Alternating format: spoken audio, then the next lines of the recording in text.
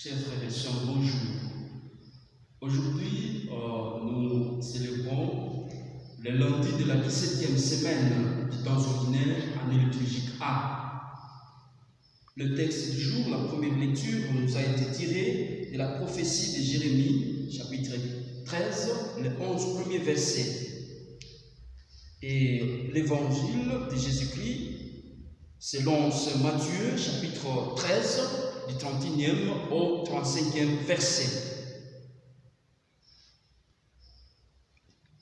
Hier, la parole de Dieu nous a invités à la sagesse, l'écoute, le discernement et à l'amour du travail bien fait. S'il faut trouver un titre pour relier les deux lectures du jour, les deux lectures d'aujourd'hui, nous pouvons parler de la symbolique de la destruction, symbolique de la construction. D'un côté, le prophète Jérémie évoque la destruction imminente de Jérusalem et du peuple d'Israël. Et de l'autre, Jésus parle des paraboles pour la construction du royaume de Dieu. La structure de notre partage de ce matin comprend deux parties. D'une part, le chemin de la destruction et de la perdition, et de l'autre, le chemin de la construction. Chers frères et sœurs, l'orgueil précède la chute du temps. La symbolique de la ceinture achetée par le prophète Jérémie, dans la première lecture, figure la maison d'Israël. Elle qui faisait la gloire, la louange et l'honneur du Seigneur est désormais pourrie d'orgueil. Cet orgueil caractérisé par l'idolâtrie, l'exploitation des orphelins, des pauvres, l'exploitation des immigrés, les faux serments, le meurtre, le vol, la corruption de mœurs et plusieurs autres comportements antisociaux repris en Jérémie chapitre 7, les 15 premiers versets. Cela est tonifié aujourd'hui par l'endurcissement de son cœur en dépit de multiples interpellations du prophète. Au verset 10 du 13e chapitre, le prophète, au cœur brûlé, le dit clairement au peuple. Ce peuple est mauvais. Il est mauvais car il refuse d'écouter les paroles du Seigneur et persiste dans son entêtement. Ainsi, chers frères et sœurs, de même que la ceinture pourrie dans la roche est hors d'usage, le peuple pourri dans la roche de son orgueil est indigne devant le Seigneur et sera détruit. En effet, pour comprendre cette corruption de mœurs d'Israël, il faut se situer sur la sphère politique de l'époque.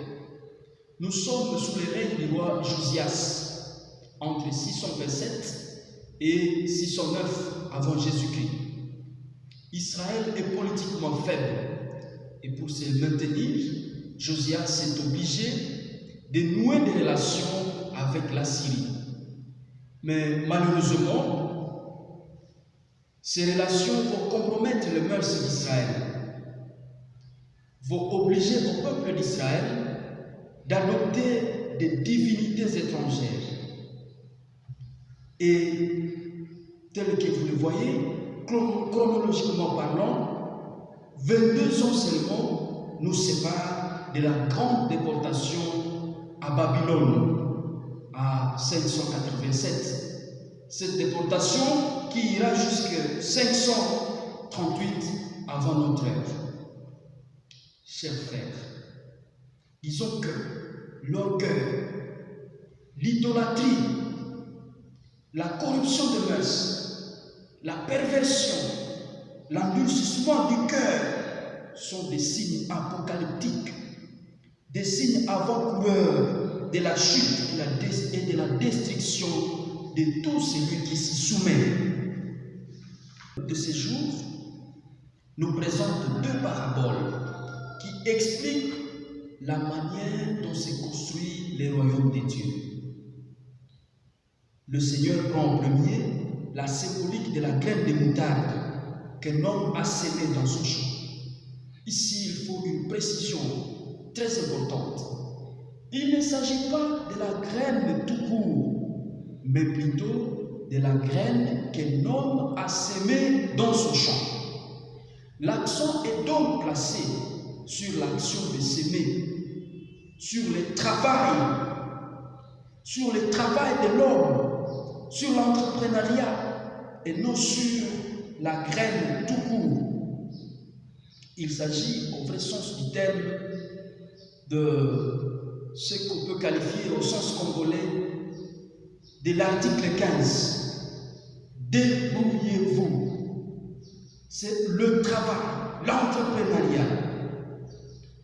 Le travail, au vrai sens du terme, fait écho à l'empressement, le courage, l'effort, la torture de soi, le dévouement. Chers frères et sœurs, en dépit de sa minuscule détail, le cultivateur est confiant que la graine qu'il a sémée pourra pousser. C'est ici qu'intervient le rôle de la foi dans la vie chrétienne. La foi a un rôle très important dans tout ce que l'homme entreprend.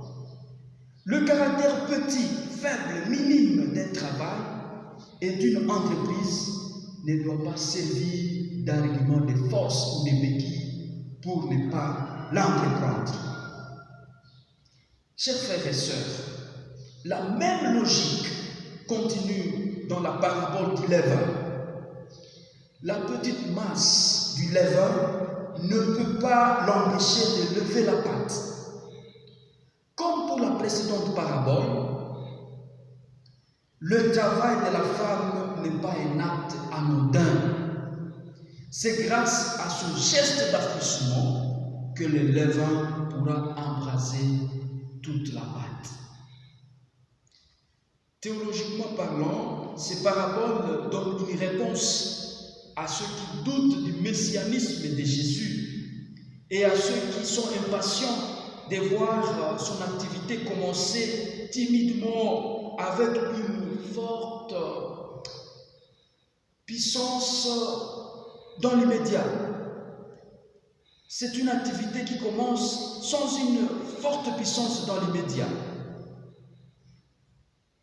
Ainsi, chers frères et sœurs, comme je l'ai dit au début de ce partage, les textes de ces jours nous présentent deux logiques, celle de la destruction et celle de la construction. La première se réalise lorsque l'homme se laisse embraser par l'orgueil, la perversion, l'endurcissement de son cœur face à toute proposition ou face à tout conseil. La seconde, celle de la construction, se caractérise par l'action, le travail, l'humilité de servir, d'entreprendre pour soi-même, pour les autres et pour la cause du royaume de Dieu.